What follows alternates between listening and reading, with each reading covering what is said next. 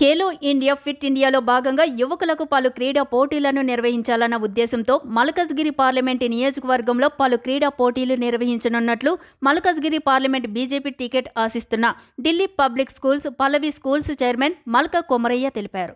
ఈ నెల 31 నుండి ఫిబ్రవరి 2 వరకు కుత్బుల్లాపూర్ ప్లే గ్రౌండ్లో జరిగే క్రికెట్ పోటీల ప్లే ఫర్ మల్కజ్గిరి పోస్టర్ను మహేంద్ర హిల్స్లో గల ఆయన కార్యాలయంలో బీజేపీ కార్యకర్తలతో కలిసి రిలీజ్ చేశారు. ఈ పోటీలో సుమారు 50 జట్లు పాల్గొంటున్నాయని కొమరయ్య తెలిపారు. టోర్నమెంటులో పాల్గొన్న ప్రతి జట్టుకు క్రీడా సామాగ్రితో పాటు తగిన బహుమతులు అందజేస్తున్నట్టు కొమరయ్య తెలిపారు.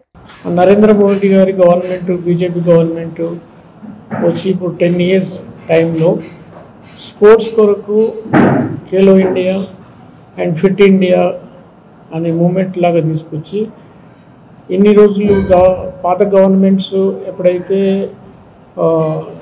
ఈ నెగ్లెక్ట్ చేశారు ఈ సెక్టార్ని, దానికి ఒక విజన్ తోడుగా ఈ Khelo India and fit India moment తీసుకొచ్చి లాస్ట్ 10 yearsలో చాలా స్పోర్ట్స్ ఇన్ఫ్రాస్ట్రక్చర్ గ్రో చేయడం అయింది.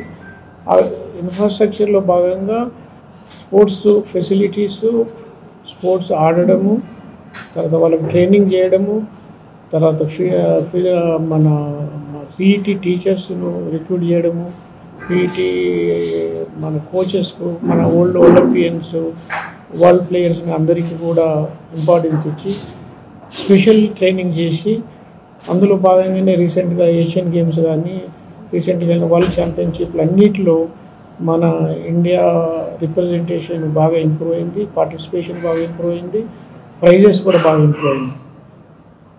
అందులో భాగంగానే ఈ ఒకసారి ఎప్పుడైతే యూత్ అంతా ఫిట్గా ఉంటే వాళ్ళు ఫిట్నెస్ బాగుంటుంది, హెల్త్ బాగుంటుంది, బాగా చదువుకోగలుగుతారు.